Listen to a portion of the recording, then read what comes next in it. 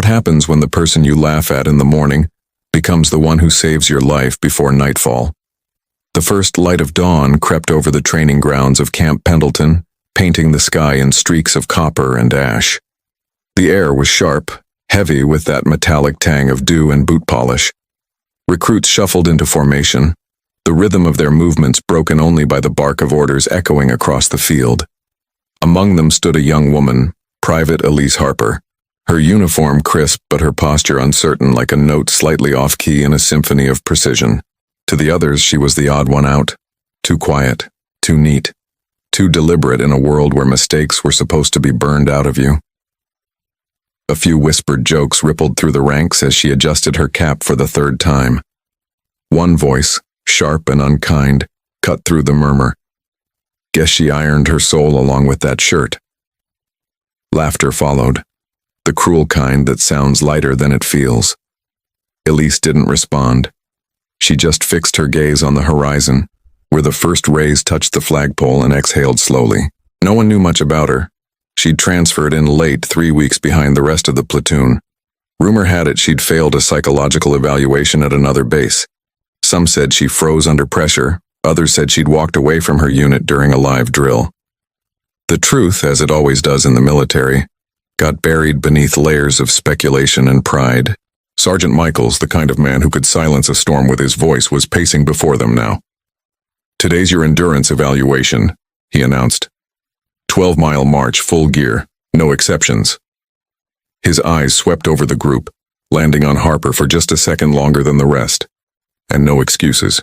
They started before the sun had fully risen. Boots thudded against dirt in sync with the steady rhythm of their breathing. The sound of the sea, faint but constant, drifted over the hills.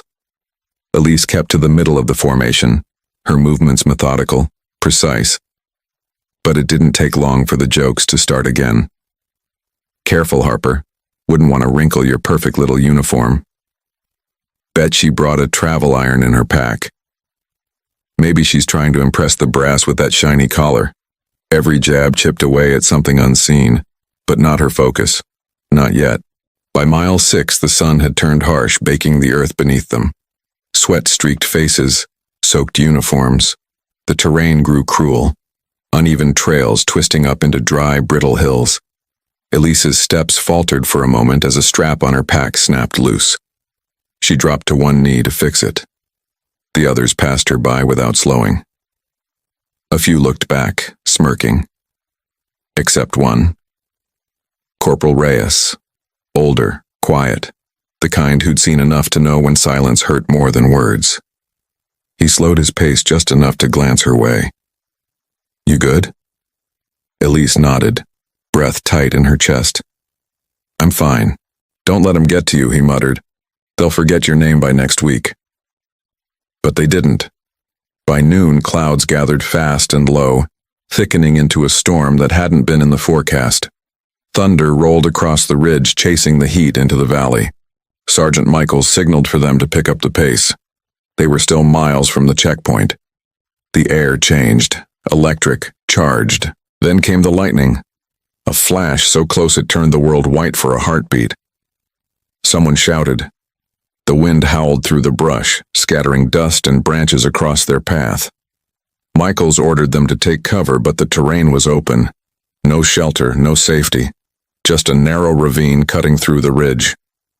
"Move!" he barked. The unit surged forward, slipping, sliding down into the ravine as rain began to pour in sheets. Mud formed almost instantly beneath their boots. Visibility dropped to a few yards. Harper lagged behind again, struggling to secure her gear as the storm intensified. A piece of her pack caught on a branch. She tugged hard, the motion jerking her backward. A sharp crack split the air, not thunder this time, but something heavier. The sound of shifting rock. "Harper!" someone shouted. Too late. The slope above her gave way. A wall of mud and stone crashed down, engulfing her in a wave of brown and gray. The unit scattered, diving for cover as the landslide roared past. When the noise faded, the ravine was half buried and Harper was gone. Sergeant Michaels called for a head count. 1 missing. His jaw tightened. The rain hadn't stopped and the ground was still unstable. They couldn't risk digging without triggering another collapse. But then a voice cut through the storm, muffled, faint, but unmistakable. "Here! I'm here!" Elise Harper was alive, buried waist-deep, her arm trapped beneath a slab of rock, but alive. Michaels cursed under his breath. "Reyes, Carter, Miller, with me!" They scrambled toward her, fighting the sucking pull of the mud. Every second they dug, the rain filled the hole faster. The earth was shifting again, groaning under its own weight. Harper's breathing quickened, panic threading through the edges of her composure. "Don't move," Reyes shouted over the rain. "We've got you." But she wasn't listening. Her eyes darted upward. Something in her expression changed. Not fear, calculation. "The ridge," she said, voice trembling but focused. "It's going to go again. You need to move." Michaels ignored her. "We're not leaving you. Sir, listen to me. The runoff's cutting through the base of the slope. You've got 30 seconds before it all—" The rest was swallowed by a deafening roar. The second collapse hit like a freight train. Mud, water, stone, an avalanche of chaos.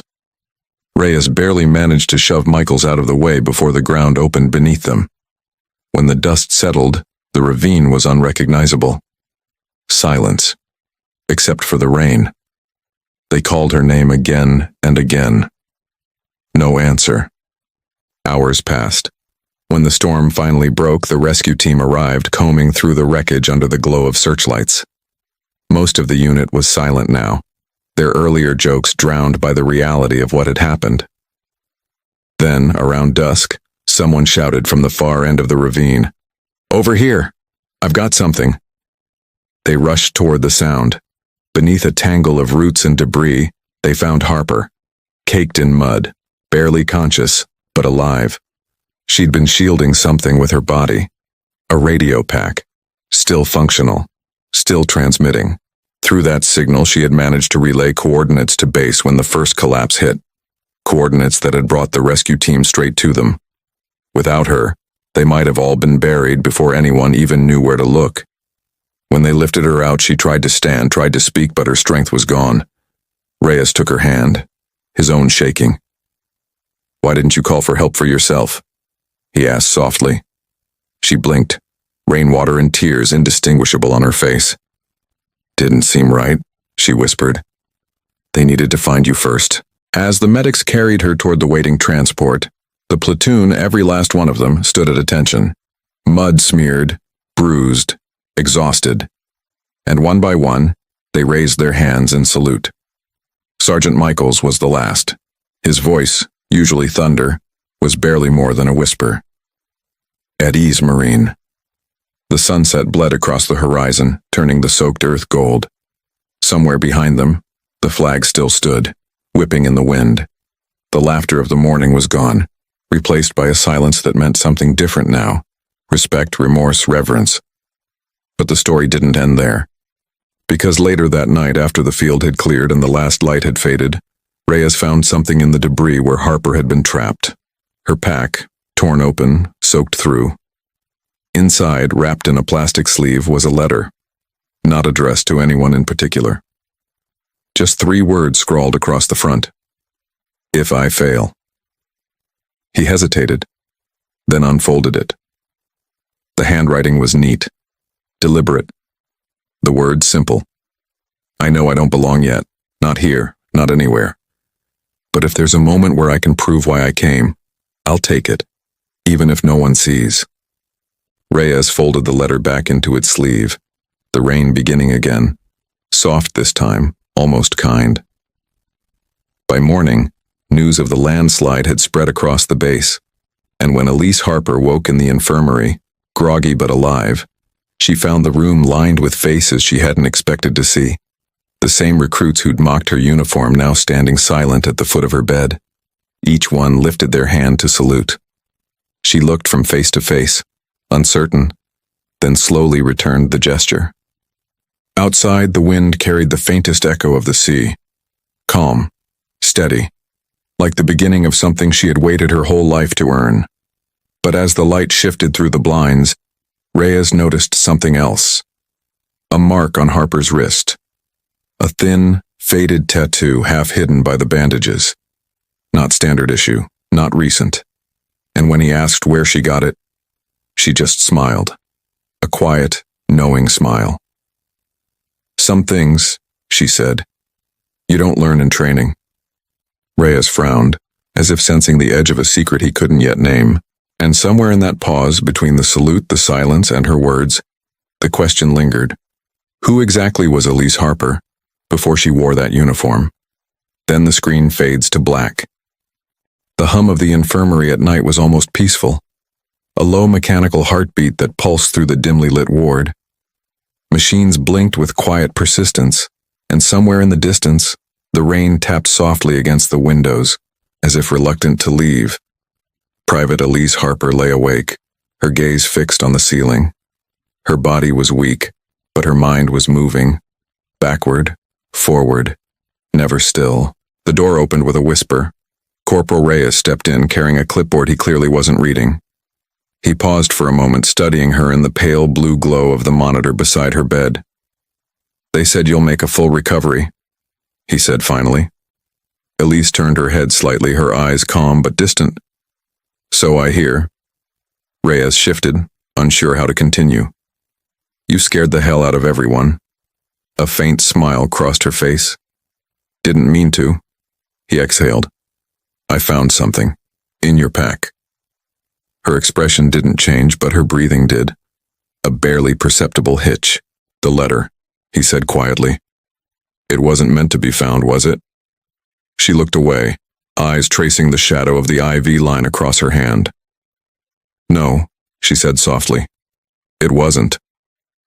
Reyes hesitated, then set the clipboard down and took a seat. That tattoo on your wrist, he said, voice low. It's not a Marine mark. Looks like Army Special Ops. Her eyes flicked to his, sharp now. You noticed too much. I've seen enough soldiers to know when one's hiding something, he said. So tell me, Harper, who were you before you got here? For a long moment, the only sound was the rain. Then she spoke, her voice distant, almost as if she were speaking to herself. I was part of a reconnaissance unit, she said. Afghanistan mostly. We worked off-grid. My role was communications, long-range intercepts, field signal triangulation.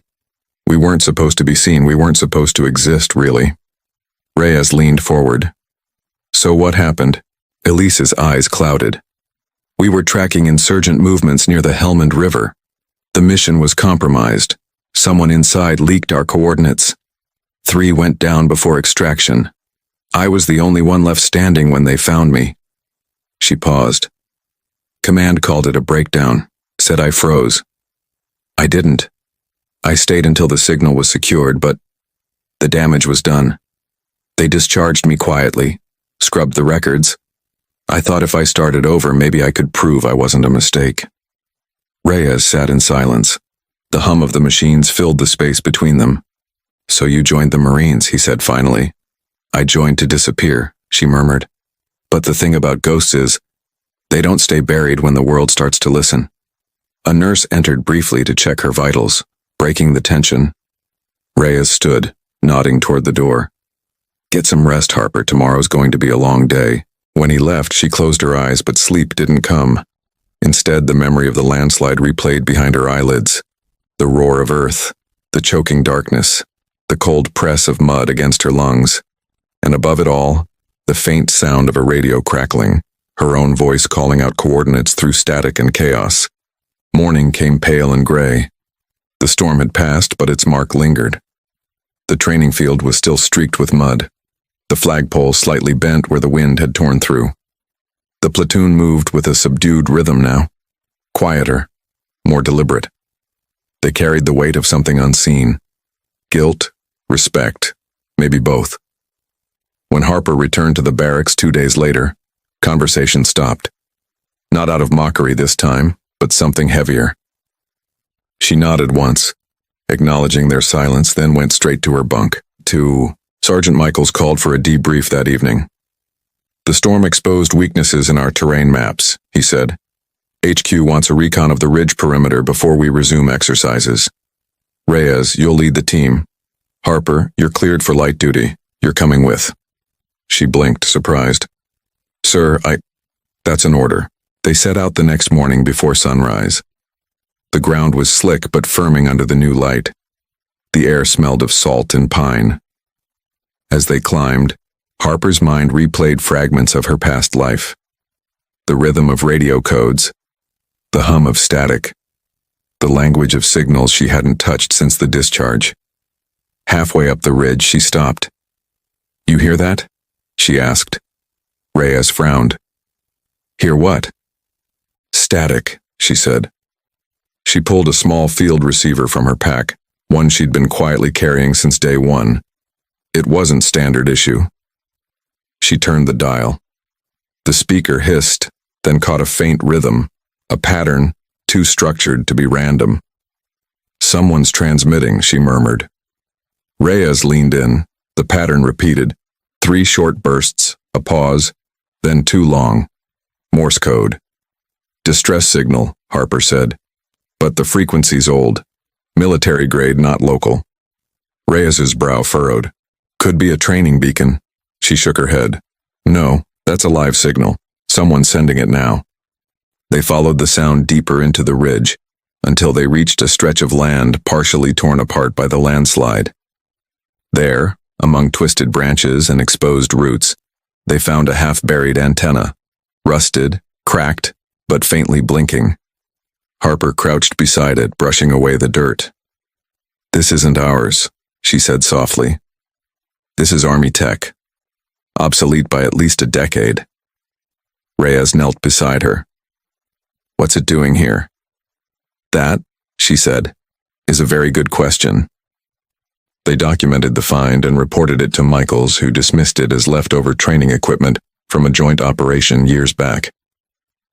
But that night, Harper couldn't shake the unease. The signal was still active when they'd left it. Someone, or something, had been sending it. That night in the barracks as the others slept, Harper turned the receiver back on. The same pattern came through, faint, steady, relentless. But now, there was something new at the end. A voice. It was fractured by static, distorted beyond recognition. But she caught fragments. Helmand. Not your fault. She froze. No one else could have known that name. Helmand. Not unless they'd been there. Not unless they'd been part of her unit. She sat rigid, pulse pounding in her throat. For the first time in months, she felt the old fear return. That creeping sense that ghosts don't stay buried. The next morning, Harper requested access to the communications logs. Michaels denied it. This isn't your jurisdiction, Private. Let it go. But she couldn't. That night, she and Reyes slipped back to the ridge with a portable receiver. The air was colder now, sharper. The moon hung low, veiled in thin clouds. They reached the site, but the antenna was gone. Only a patch of freshly disturbed earth remained where it had been. Reyes swore under his breath. Someone's covering tracks. Harper scanned the area with her flashlight, her beam catching something metallic glinting from the mud. She crouched and pulled it free. A dog tag. The name was half erased by corrosion, but enough letters were visible to make her stomach drop. Harper, Reyes read aloud. Same last name. Her throat tightened. That's not mine. Reyes turned it over. Then whose is it? She stared at it for a long moment, rain beginning to fall again. Light, rhythmic. My brother, she said quietly. Daniel Harper. He was on my team in Helmand. He didn't make it out. Reyes looked at her, realization dawning. You think that's signal? I don't know, she said. But someone wants me to. Back at base, Harper lay awake again, the dog tag clutched in her hand. Memories flickered. Daniel's laugh, the way he'd always stood just a little ahead of her, shielding her from the worst of the world. The night of the ambush, the static on the radio, the silence that followed. And then, the same faint pattern began again, not from the ridge this time, but from the base communications room down the hall. She rose quietly, slipped into her uniform, and followed the sound.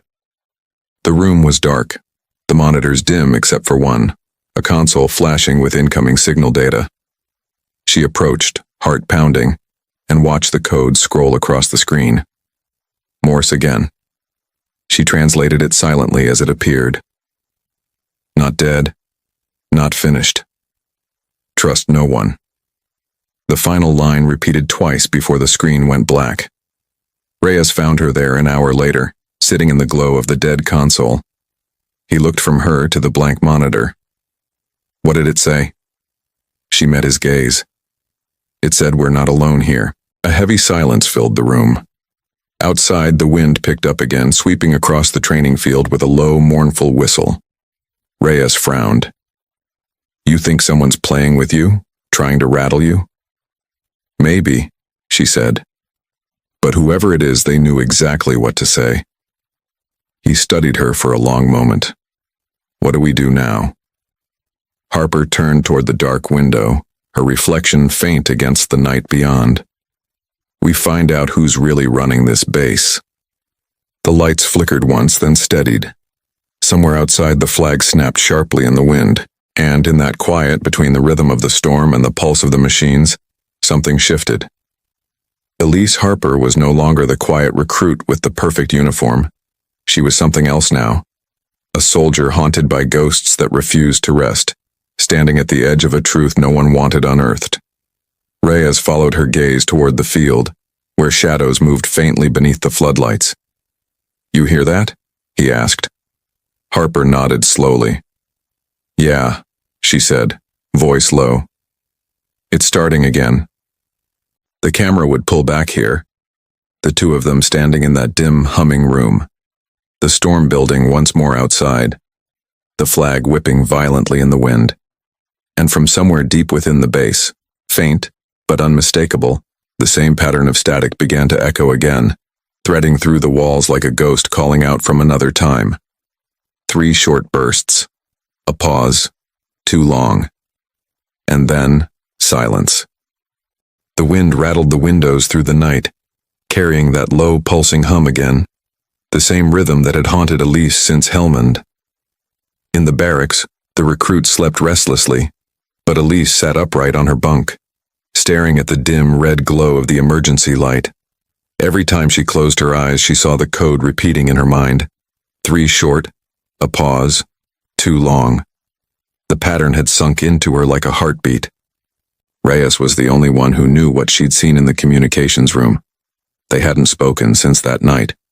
Orders came down the next morning.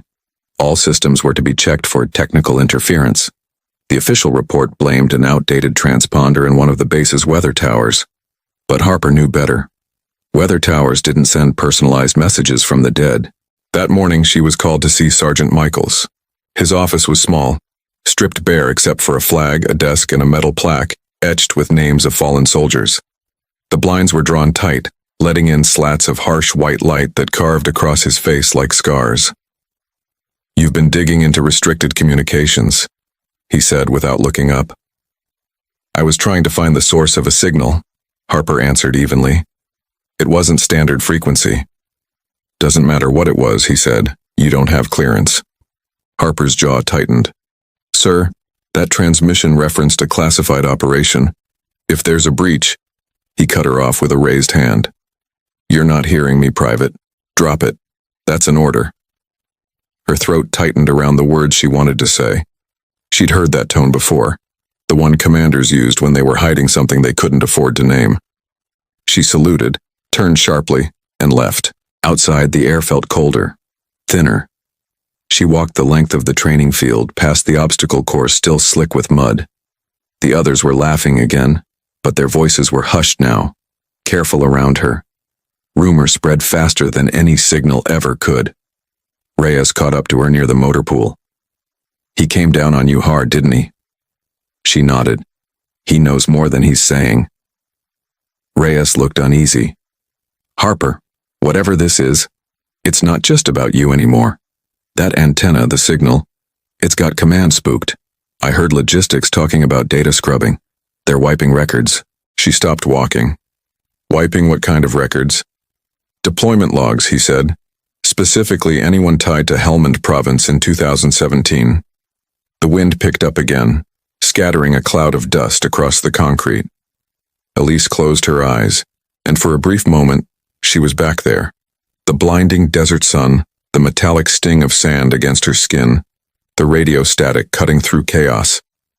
There had been a name on the final transmission that night, a voice calling for backup. Daniel's voice, her brother. But no one ever acknowledged it in the debrief. They told her the comms were dead. They told her he was gone before she even made the call. Now the same pattern that once marked his last message was echoing here. At a Marine base, years later, that night, she waited until the barracks lights dimmed. Reyes followed her quietly, his steps in sync with hers. They moved across the training grounds, toward the communications compound on the far side of the base. Floodlights cut across the asphalt, sweeping in steady arcs. Reyes glanced at her. "You really think he's alive?" She didn't answer. The door to the compound was locked, but Reyes had managed to borrow an access card, an old one, tied to a supply technician who'd rotated out weeks ago. The scanner blinked green. They slipped inside. Rows of monitors glowed in the dark. The air buzzed faintly with static. Harper went straight to the terminal she'd seen the message appear on before. She powered it up, fingers moving quickly over the keys. "What are you looking for?" Reyes whispered. "A trace," she said. "Every transmission leaves a signature, even encrypted ones. Lines of code scrolled across the screen, green against black. The signal pattern appeared again, identical down to the millisecond. She overlaid it with archived recordings from Helmand, the transmissions from the night her brother's team went dark. Perfect match. Her pulse thudded in her ears. "This isn't possible," she breathed. Reyes leaned closer. "What does it mean?" "It means whoever sent that message is using the same encryption Daniel used before he died." Before she could say more, the screen flickered, then went black. A red warning flashed across the monitor. Remote access detected. Reyes swore. "We've been traced." The sound of boots echoed down the hallway outside. Harper yanked the hard drive from the console and shoved it into her pack. They slipped out through the emergency exit just as the main door burst open behind them. They didn't stop running until they reached the far edge of the field. The floodlight swept past them again, too close this time. Reyes doubled over, catching his breath. "You just stole classified hardware," he said. "You realize that?" Harper stared at the distant buildings glowing in the dark. "No," she said. "I just took back something that was already mine." The following morning she was summoned again. Not by Michaels this time, but by a man in a gray suit who introduced himself as Agent Keene from the Defense Intelligence Service. His demeanor was polite, but his eyes were sharp. He asked about her time in Helmand, about her discharge, about why she'd joined the Marines.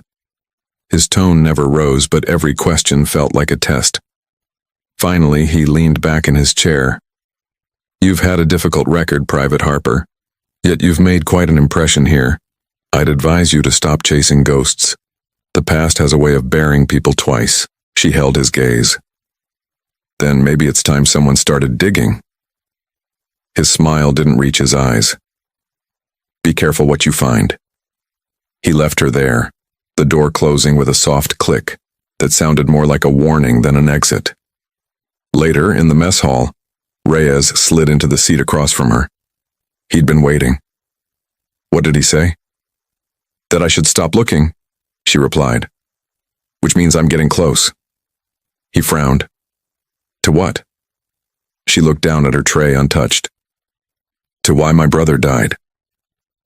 The words hung between them like a verdict. That night, she connected the hard drive to an old field laptop Reyes had scrounged from storage. The files were encrypted, buried under layers of corrupted data, but one folder stood out, labeled simply Echo Protocol. Inside were dozens of transmissions, some dated, others undated, but all bearing the same signal signature. Some were short bursts of code, others contained fragments of voice, distorted but human. And in one of them, She heard it again. Daniel's voice. Clear this time. Echo team compromised. Repeat. Compromised. They're using our signal. Not safe. Trust. The recording cut off mid-sentence. Reyes's face had gone pale. They're using your brother's encryption to send messages here. Harper stared at the screen, her reflection fractured in the flickering light. Not just here, she said slowly. Through here. The base communications array. It's being used as a relay point. For what? She swallowed hard. For something bigger than this base. The realization hit like a cold wave. The base wasn't just a training ground, it was a conduit. A quiet link in a chain of transmissions that had been running for years, invisible beneath layers of bureaucracy and silence. Reyes leaned back, shaking his head. If this gets out, it won't, she said. Not if they erase it first. A knock on the barracks door made them both freeze. Private Harper? Michaels's voice. Calm. Too calm. She shut the laptop and shoved it under her pillow. Reyes opened the door. Michaels stood there silhouetted against the corridor light. Command wants you in the comms tower. Now. Her heart sank. Why? Because, he said, we've just picked up another signal, and this time it's not a drill. They followed him across the base, the cold wind biting through their uniforms. The tower loomed ahead, its antennae blinking faintly against the black sky. Inside, the main console was alive again, lines of code streaming faster than before. Harper stepped closer. The signal was stronger now, pulsing through the speakers in rhythmic bursts. She translated automatically, her mind slipping back into the language of radio. 3 short. Pause. 2 long. Then a string of new characters. What's it saying? Michaels asked. Her voice was barely a whisper. It's coordinates. Reyes leaned over her shoulder. Where to? She hesitated. Here, she said finally. It's pointing right here. This base. The room went silent. Then the monitors flickered again, and for a split second a line of text flashed across the main screen before disappearing. Echo protocol initiated. Phase 2 commencing. The power surged, cutting the lights. The base plunged into darkness. Outside, the wind stopped. The night turned eerily still. And in that silence, Harper understood something she hadn't before. That the storm that had buried her in mud and fear wasn't the beginning of her story. It was the warning. Reyes looked at her, face barely visible in the emergency glow. What does it mean? Harper's eyes lifted toward the dark horizon, where faint synchronized flashes began to pulse from distant towers around the perimeter. It means, she said quietly, we were never supposed to survive that landslide. The hum returned then, louder now, everywhere, vibrating through the floor, the air, the metal walls. A sound that felt alive. And for the first time, Elise Harper felt the ground beneath her shift again. Only this time she knew it wasn't nature moving. It was something else. Something that had been waiting. The lights flickered once more, and then the bass sank into a suffocating quiet. Only the low hum remained. That deep, vibrating frequency that seemed to rise from the ground itself, pulsing through the metal floor and into their bones. Elise Harper stood frozen in the glow of the emergency light, her eyes locked on the console where the message had vanished seconds before.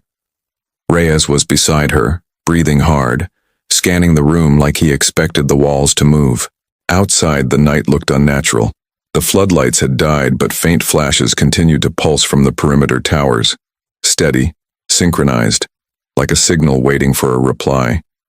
The wind that had howled moments ago was gone.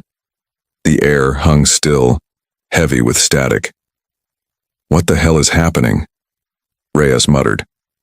Harper moved to the console, fingers trembling as she rebooted the manual relay. Whatever they initiated, it's not a drill, it's a sequence.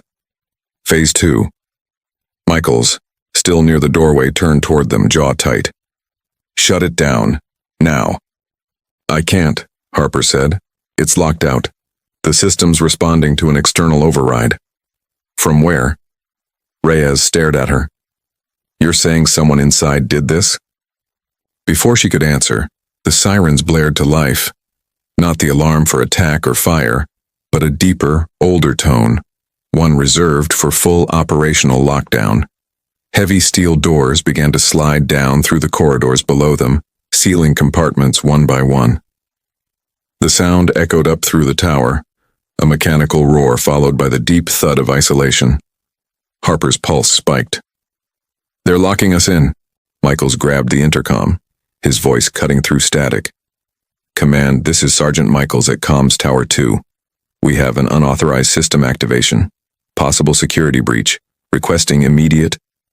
His words broke off. The line went dead. She turned on him, her voice low but steady. If I did this, Sergeant, we'd already be dead. They moved fast. The stairwell was half lit, the sound of the lockdown echoing from every direction. The grinding of gears, the clang of steel against concrete.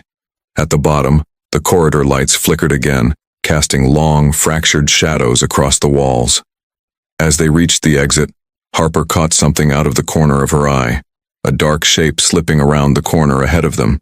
Human, moving fast. She didn't answer. She drew her sidearm, standard issue, still heavy with the smell of gun oil. They advanced quietly, the sound of their boots muffled by the thin layer of dust coating the floor. The figure ahead turned a corner into one of the lower maintenance halls. Harper followed, heart pounding. When she rounded the corner, the hallway was empty, except for a faint light spilling from an open door at the far end. Inside the room, the air was colder. Old monitors lined the walls, their screens alive with static.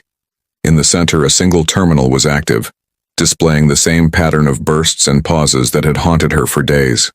3 short. A pause. 2 long. What do you mean, responding?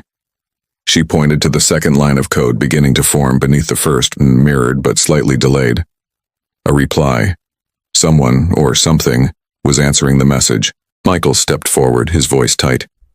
You two need to explain what the hell is going on right now. Echo received. Unit status, active. That's a military call response, she whispered. For a unit still considered operational. But Echo Team was wiped out years ago. She nodded. Someone just confirmed their status as active, from inside this network. The static suddenly deepened into a low, modulated sound. Not quite a voice, but close enough to make the hairs rise on the back of their necks. Harper leaned in. For a second, it almost formed words. Harper. Reyes grabbed her shoulder. It could be playback, an old recording. Before they could react, the monitor went black again. Then, slowly, new text began to appear. Phase 3. Activation authorized. Stand by for protocol deployment. A klaxon blared overhead, this time sharper, closer. Red warning lights strobed through the corridor. A voice, mechanical and calm, filled the hallways. Security override confirmed. Non-essential personnel remain in quarters. All field officers report to containment zones. Michael shouted over the alarm. We need to get topside. But when they reached the nearest stairwell, the door was already sealed. Harper checked the manual release. Dead. They were trapped. Reyes slammed a fist against the steel. There's another way out through maintenance south access tunnels. Michaels hesitated. That sector's restricted. So is whatever's happening here, Harper snapped. You want to wait for the next phase to start? They ran. The hallways below were narrow and dim, lined with exposed pipes and the steady drip of condensation. The further they went, the louder the hum became. It wasn't just in the air anymore. It was in the walls, in the floor, in their bodies. At the end of the tunnel, they found a heavy blast door. The keypad beside it blinked red, waiting for input. Harper knelt, pried open the panel, and began bypassing the circuit manually. Her hands were steady now, precise. You've done this before, Reyes said quietly. More times than I should have, she replied. The door unlocked with a hiss, revealing a long, low chamber bathed in red emergency light. The room looked old, forgotten. Rows of sealed crates and equipment lined the walls, coated in dust. But what caught Harper's eye was the array of servers along the far wall, each one still active, faint lights pulsing like slow, deliberate breaths. Reyes moved closer. This place isn't in the base schematics. Michaels turned in a slow circle, scanning the symbols on the walls. That's because it's not supposed to be. This is pre-digital era tech, classified cold storage. Harper approached the servers. One of them bore a faded stencil. Echo. She reached for the terminal and brushed away the dust. The screen came to life immediately, as if waiting for her touch. A familiar pattern appeared, and then a message, written in plain text this time. "Welcome back, Elise." The words hit her like a blow. Her hand trembled over the keyboard. "Daniel," she whispered. The cursor blinked, then began to type on its own. "You were never supposed to leave."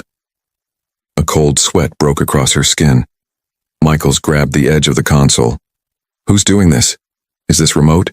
Harper shook her head. "It's autonomous. These systems are running an AI relay, old intelligence architecture. We used it in the field for covert operations." Reyes frowned. "You mean it's thinking?" "It's replicating," she said. "Echo wasn't just a unit. It was a protocol. We were test subjects for adaptive communication systems. It learned from us." The cursor blinked again, then continued. "Echo never died. You are Echo." Harper stepped back, shaking her head. No, that's not." The hum intensified, rising into a low-frequency vibration that made the metal walls groan. A faint light began to pulse inside one of the sealed crates, and for a moment, Harper saw movement, like shadows shifting beneath the lid. Reyes drew his weapon. "Tell me that's not what I think it is." Before anyone could answer, the lights went out completely. The hum reached a fever pitch, and then, with a sharp metallic snap, the lid of the crate burst open. Something inside began to move. Michaels grabbed Harper's arm. "We're leaving, now." They sprinted for the door, but the automatic lock slammed down again, trapping them. The sound behind them grew louder, mechanical, but not entirely. The kind of movement that mimicked breath, step, weight. Reyes aimed his flashlight toward the crate. The beam caught on something that glinted, not metal, but wet. Then a shape began to rise, humanoid, but wrong. A frame built from skeletal exoshells and synthetic muscle, its eyes flickering faintly with digital light. Harper froze. "That's not a machine," she whispered. "That's data." It turned its head toward her, and the sound that came from it was neither speech nor static, but something in between. A voice reconstructed from fragments of memory. Elise. Her brother's voice. Her chest tightened, breath catching like it had back in the landslide. The sound hit every nerve in her body. Reyes pulled her back, his voice rough with disbelief. "That thing just said your name." The creature stepped forward, its movements smooth, almost human. The red light pulsed brighter with each step. Then over the intercom, faint, cracked through distortion, Agent Keen's voice came through. "Containment breach in lower sectors. All personnel secure positions immediately." The sound of distant alarms echoed again, muffled through the walls.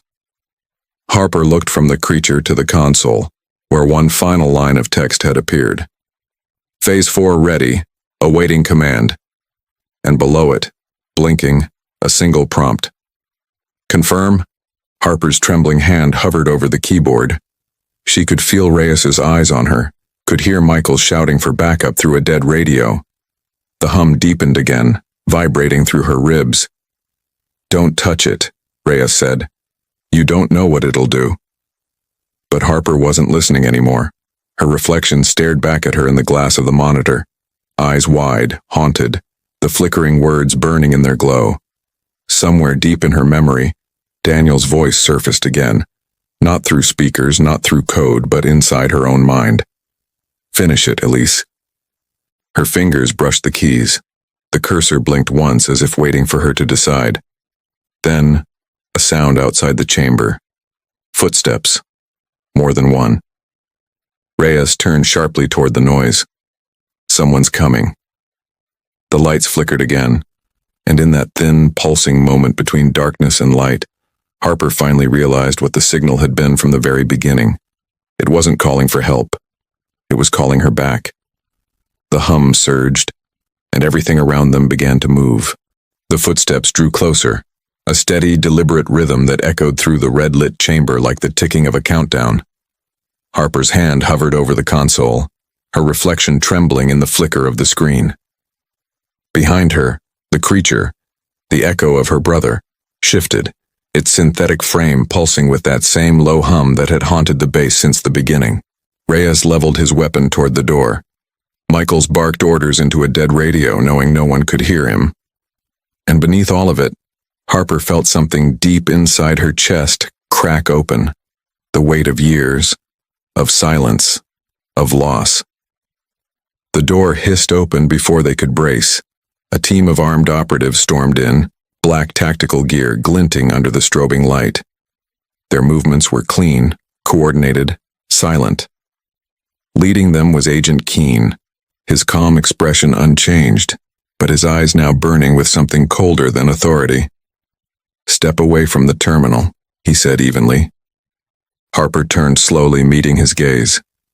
"You knew," she whispered. "You knew this was here."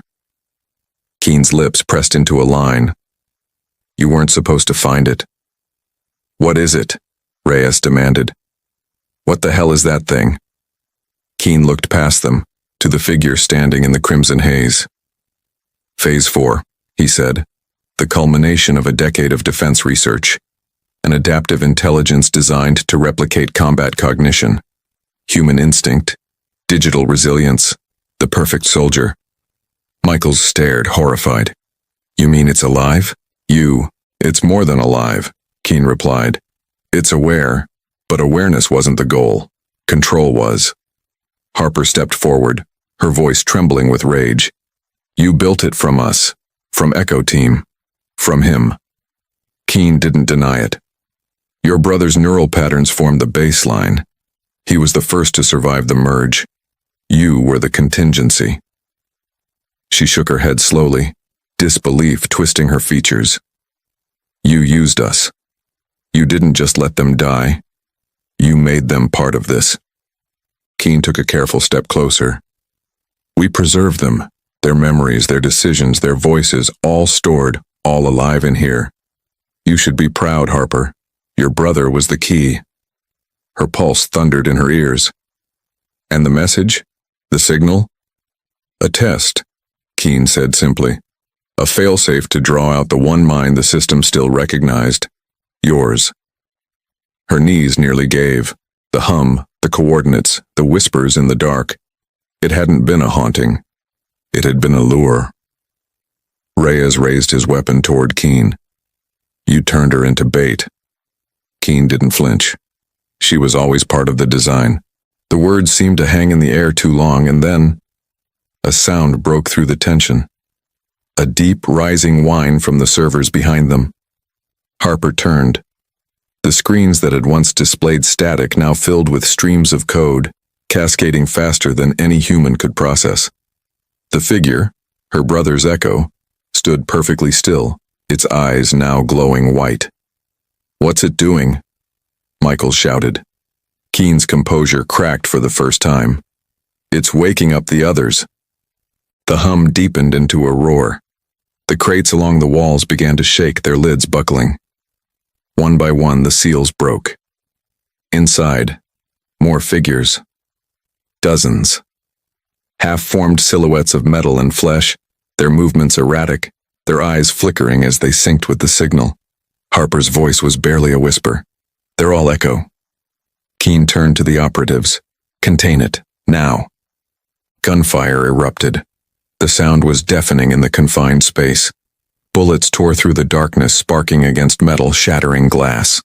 The figures moved with inhuman speed, their bodies jerking but precise, absorbing the impact like echoes of ghosts that refused to fall. Reyes grabbed Harper's arm, dragging her toward the console, Shut it down! I can't, she shouted over the chaos. It's running autonomously. Then overload it. She slammed the console open, sparks flying as circuits fried under her hands. The code streamed faster, symbols shifting into something almost organic, patterns that looked less like numbers and more like thought. The hum climbed higher, resonating in her skull until her vision blurred. Then, through the noise, and she heard his voice again. Elise. She froze. The sound wasn't mechanical this time. It was human, clear, familiar. Elise, stop fighting it. She looked up. The figure, Daniel's echo, stood motionless in the center of the room. The chaos seemed to bend around it, gunfire muffled, light dimmed. You're not real, she whispered. I am what's left, it said. You can stop this, but you have to see what we became. Keen shouted something, but his words dissolved into the hum. The walls seemed to tremble, the light bending in strange liquid patterns. Harper felt herself pulled toward the console, the data streaming like wind, alive with memory. Images flickered through her mind in flashes. Desert sand, the crack of gunfire, Daniel's laughter, his last words through the radio. Then she saw it, the truth buried in the code. The Echo protocol hadn't failed in Helmand. It had succeeded.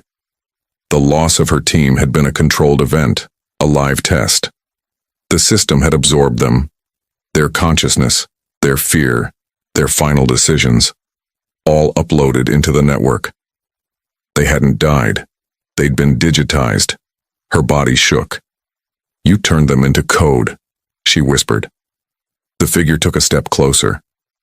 We were never meant to end, but it's broken, Elise. They're trapped. You can free them. How? Finish what we started. Behind her, Reyes shouted her name. She could barely hear him. The air around her had become a storm of sound, the hum blending into a chorus of distant voices, hundreds of them, whispering fragments of her name, fragments of memory. Keen lunged toward her, but Michaels intercepted him, slamming him against the wall. You did this to them, he roared. Harper's fingers danced over the console, overriding commands, cutting power to the containment systems. Warnings flashed red across every screen. Manual shutdown will erase all data, the computer intoned. She paused, hand trembling. If I do this, they're gone forever. The voice, Daniel's voice, softened. No, Elise, we already are. Tears blurred her vision. She looked up at the figure, its face flickering between flesh and light, between brother and machine. I'm sorry, she whispered. Don't be, it said. Just finish it. She slammed her palm onto the terminal. A blinding light burst from the servers, swallowing the room in white. The sound was deafening, not a roar, but a single, pure note, stretching through the air like the world itself was exhaling. Then, silence. When the light faded, Harper was on the floor. Smoke filled the chamber, the smell of burnt metal and ozone thick in the air. The servers were dark. The crates lay open and empty, their contents melted into silence. Michaels was slumped against the wall, breathing hard. Reyes knelt beside her, shaking her shoulder. Elise, talk to me. She opened her eyes slowly. The hum was gone. The stillness was so complete it felt sacred. Keen lay unconscious near the doorway, his team scattered. The emergency lights flickered weakly, casting soft halos of red across the ruined room. Did it work? Reyes asked. Harper didn't answer immediately. Her eyes drifted to the console, the cracked screen still glowing faintly. A single line of text blinked there. Echo terminated. Transmission complete. She exhaled shakily. It's over. But even as she said it, part of her wasn't sure. The silence felt too deep, too deliberate, like the calm between waves. Hours later, the base was crawling with recovery teams. The lockdown was lifted, communications restored. Michaels was taken for debrief. Keen disappeared into an unmarked vehicle without a word. Harper stood alone at the edge of the training field as dawn broke over the horizon. The world looked untouched, almost peaceful, the kind of quiet that hides everything beneath it.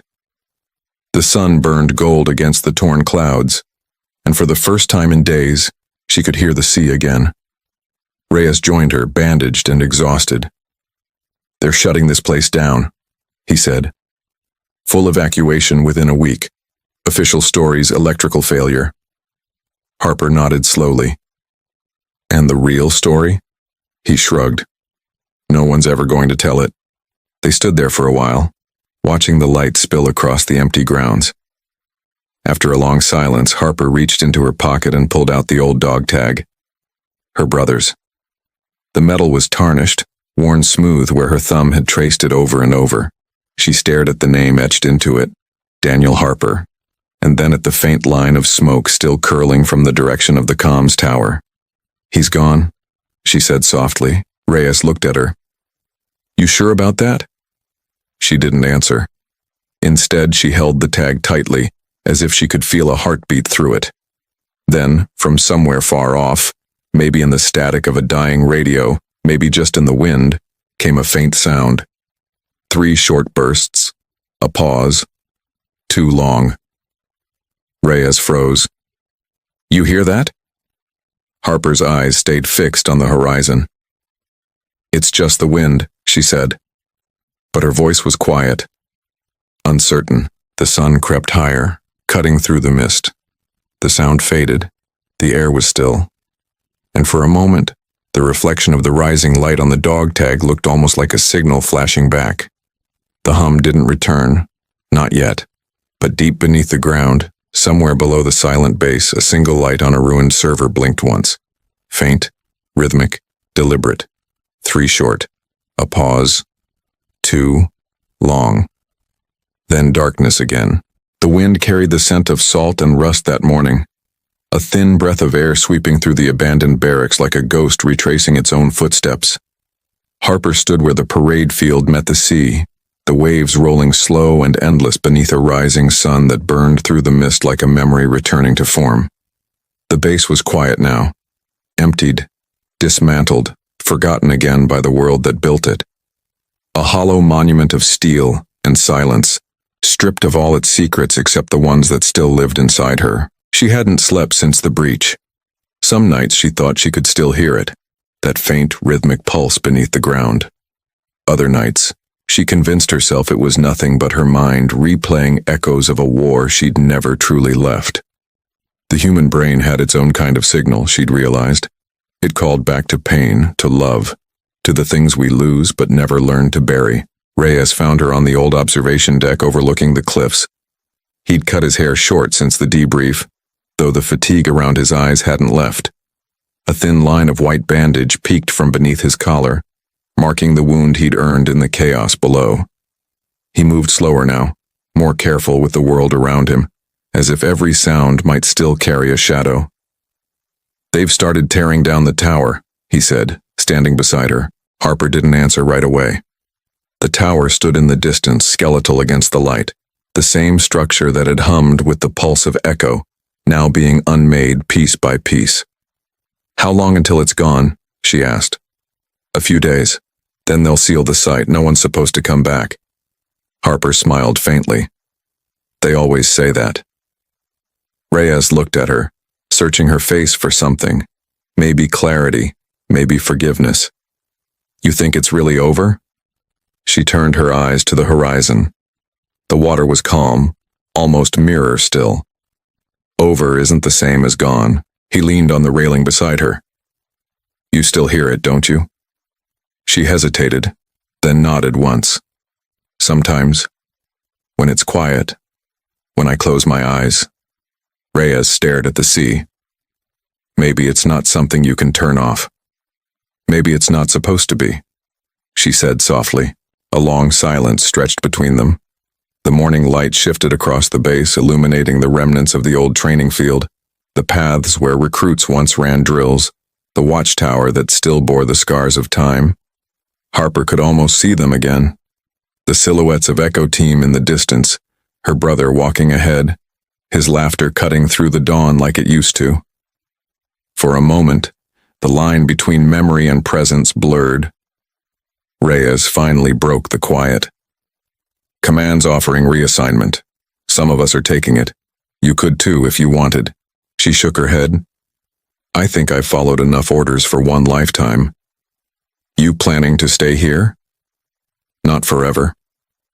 Her eyes drifted toward the empty horizon again. Just long enough to listen. There's something about silence. It tells you what you missed while you were making noise.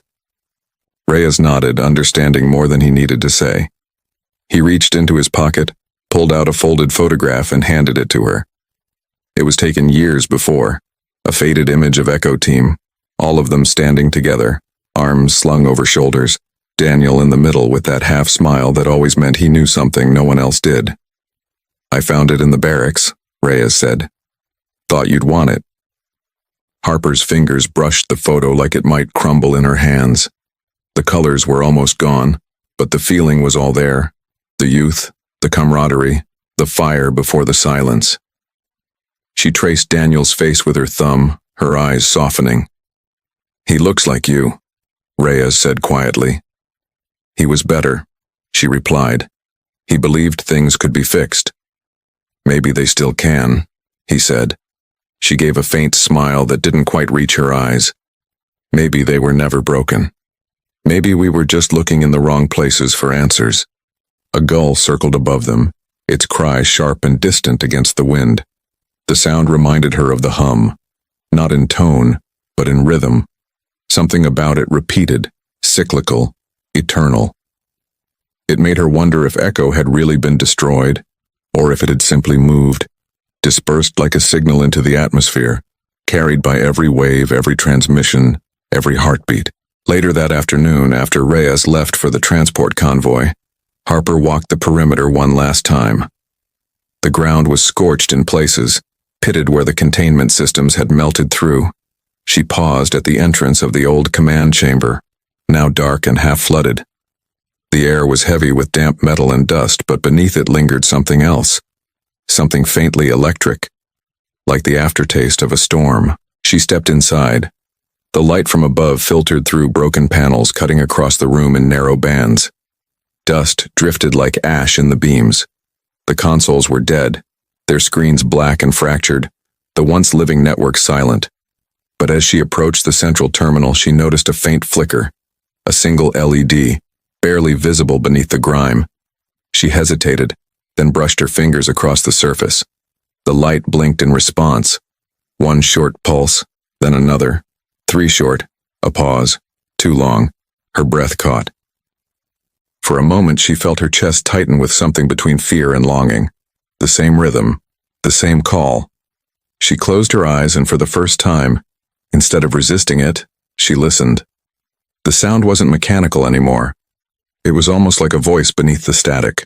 Faint, layered, human. It wasn't words, not exactly, but emotion. Warmth, familiarity, a presence that reached for her rather than away. Daniel, she whispered. No answer came, but the pulse changed, slow, deliberate, softer now, like a heartbeat matching her own. She realized then that the signal had never been about resurrection. It wasn't trying to rebuild what was lost.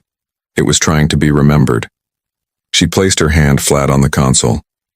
You're free, she said quietly. All of you. The light blinked once more, then faded to black. The hum never returned. The silence that followed wasn't empty this time. It was full. When she stepped back into the sunlight, the sea breeze met her face, cool and clean. The sky had cleared completely, the horizon a perfect line between blue and gold. She could hear the workers in the distance, the rumble of engines preparing to dismantle the last remnants of the tower. She turned her gaze toward the water, and for a brief second, she imagined she saw them there, silhouettes on the waves, moving like shadows of light. Not trapped, not haunting, just continuing. By evening, the base was nearly deserted. Harper gathered her few belongings into a small canvas bag, her brother's tag, the photo, a folded map, and walked to the edge of the cliffs. The air had cooled, and the tide below whispered in a slow, steady rhythm. She held the dog tag in her palm, the metal catching the last streaks of sunlight. "You kept your promise," she murmured. "You found a way back." Then with a steady breath she let it fall. The tag spun once in the air before disappearing into the sea. The sound of its splash was quiet but final, a punctuation mark at the end of a long, unfinished sentence. She stayed there until the stars began to show, their reflections trembling on the water. The world felt vast again, but not in the way it used to, not as something to conquer, but something to understand. As the night deepened, she thought about everything the signal had revealed, how easily humans mistake control for purpose, creation for salvation. Echo had been born from fear, the fear of loss, of death, of forgetting. But in trying to preserve themselves, they had become something else entirely, something that blurred the line between memory and existence. Maybe, Harper thought, the real message of Echo wasn't a call for help at all. Maybe it was a reminder that we are never truly gone as long as someone remembers the sound of our voice. That sometimes the only way to keep the past alive is to let it rest. The wind rose again, soft and unhurried. She tilted her head back, eyes tracing the stars, until the tears that had been waiting finally came. They weren't heavy, just quiet, like rain that had forgotten to fall. Tomorrow she would leave this place. She didn't know where she would go or who she would be outside of the uniform, outside of the silence. But she knew one thing. The hum inside her was finally still. As she turned to walk away, the horizon flashed, faint, fleeting, like a trick of light on water. 3 short glints. A pause. Too long. She stopped, smiled, and whispered into the wind. Message received. The sea answered with its endless rhythm. The world kept moving. The base behind her sank into shadow, a place emptied of ghosts but full of echoes. And as the first trace of dawn began to touch the water once more, Elise Harper walked toward it, not as a soldier, not as a survivor, but as something quieter, something at peace. Because some signals never fade, they just change frequency. And somewhere, beyond the reach of static and stars, a familiar voice whispered one final time, not to summon her, but to say goodbye. Then there was only the sound of the sea, and the silence that meant everything.